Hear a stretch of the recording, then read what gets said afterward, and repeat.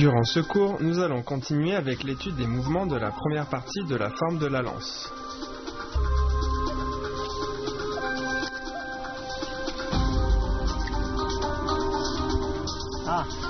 Puis on relève la main gauche en paume au-dessus de la tête.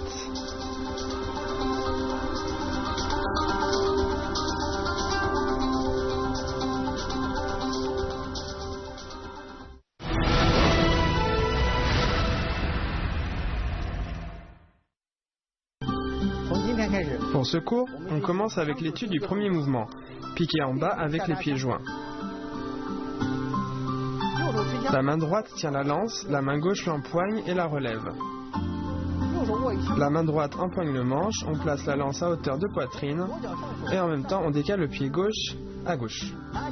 On rabat, on joint les pieds et on pique vers le bas. Bien, je refais une fois. Bien positionné, la main droite empoigne le manche, la lance est couchée devant la poitrine, en même temps on tourne le corps à gauche, on avance, on rabat et on pique en bas avec les pieds joints.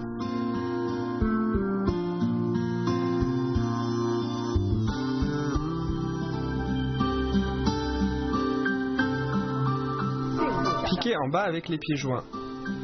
D'abord, on se tient debout bien droit et la main droite tient la lance. La main gauche vient empoigner la lance et la relève. La main droite empoigne le manche, c'est-à-dire ici. Le bras gauche s'ouvre naturellement et on se tient bien droit. On lève la lance à hauteur de poitrine, puis on tourne le corps à gauche, on avance et on pique. Piquer en bas avec les pieds joints. La lance est courbée vers le bas. Bien, refais-le.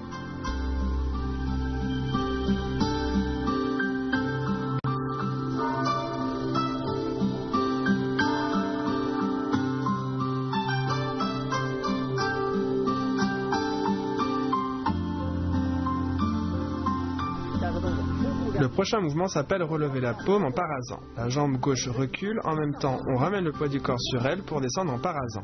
Puis on lève la main gauche, on regarde à droite, paume relevée en parasant.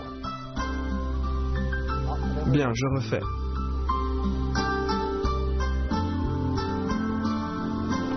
On recule.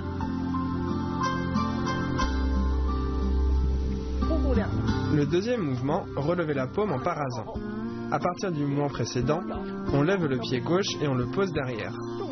On passe le poids du corps sur la jambe gauche, on plie le genou et on descend en parasant. Puis on relève la main gauche en paume au-dessus de la tête. La lance reste immobile devant. C'est la paume relevée en parasant. Bien, on refait une fois.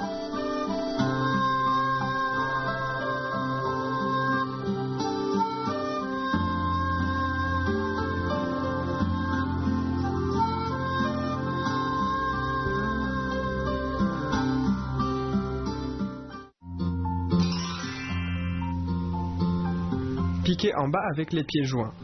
Le piquage est la principale technique d'attaque de base. Le piquage en haut vise au-dessus des épaules, le piquage en bas vise au-dessous des genoux et le piquage médial se fait à l'horizontale.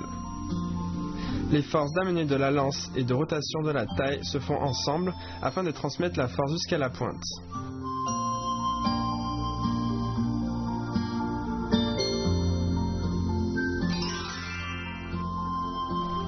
Relevez la paume en parasant. Lors du parasant, la jambe gauche est tendue, le pied bien à plat au sol et on transfère le poids du corps sur la jambe gauche. On redresse le tronc et la tête et on regarde en direction de la pointe.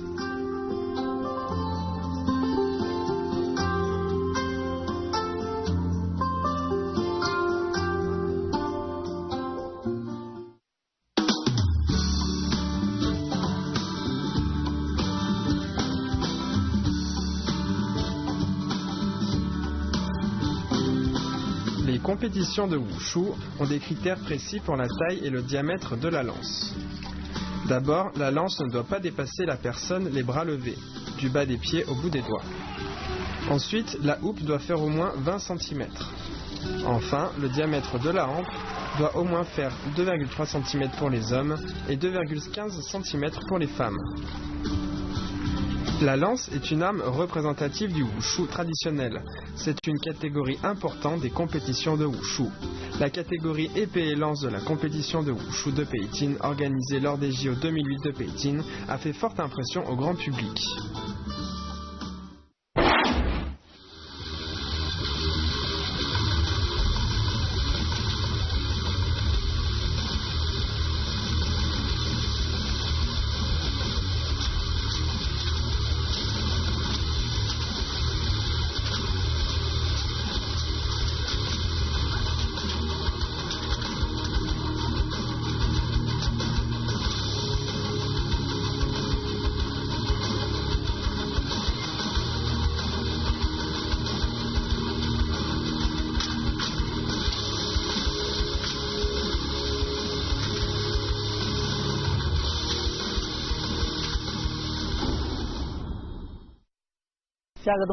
Le prochain mouvement, avancer, barrer, rabattre et piquer. On se relève, on relève la lance, main gauche devant, puis on avance le pied gauche pour aller en position du cavalier. On barre, rabat et pique. Barrer, rabattre et piquer. Barrer, rabattre et piquer. Barrer, rabattre et piquer. Avancer, barrer, rabattre et piquer. On se relève, on tourne le corps à droite, on empoigne la lance, on avance et on pique devant. Puis on fait barrer, rabattre et piquer. On refait une fois, barrer, rabattre et piquer.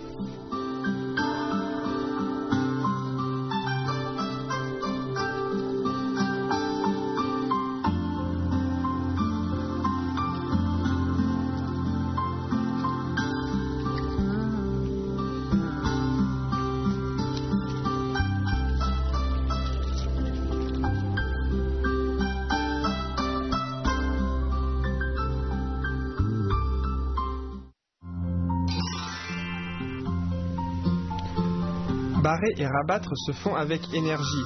En combinant la force du bras droit avec celle de la taille, on ne doit pas décrire une courbe trop grande, soit un diamètre de 20 cm environ. Lors du piquage, la lance doit être horizontale et droite, la main droite touchant la main gauche. Barrer, rabattre et piquer est une des combinaisons de base en lance et sa pratique est importante.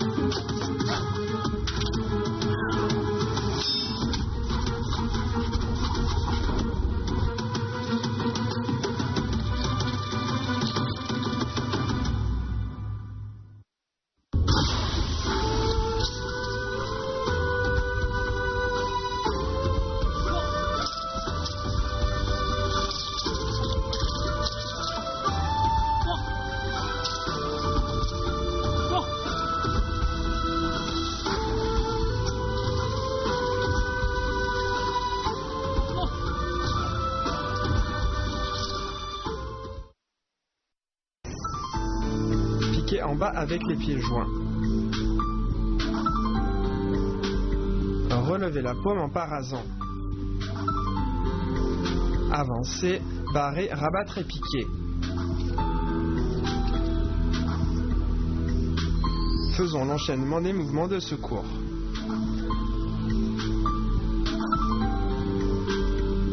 Le piquage doit être horizontal, droit et la force doit atteindre la pointe.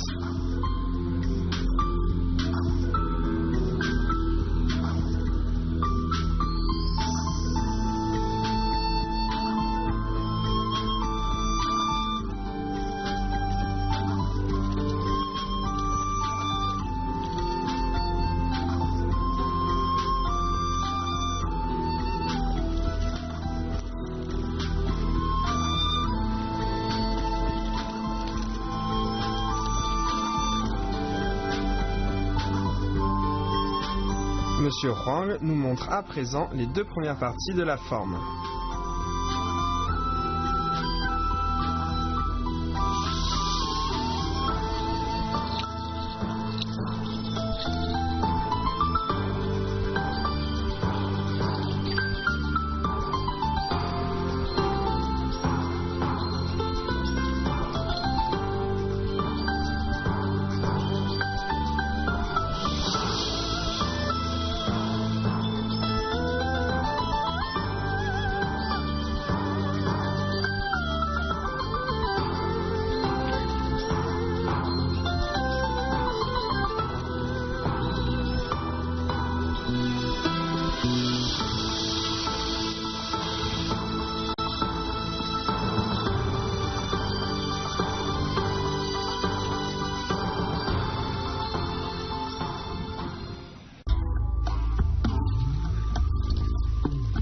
Regardons maintenant l'ensemble des 4 parties de la forme de la lance.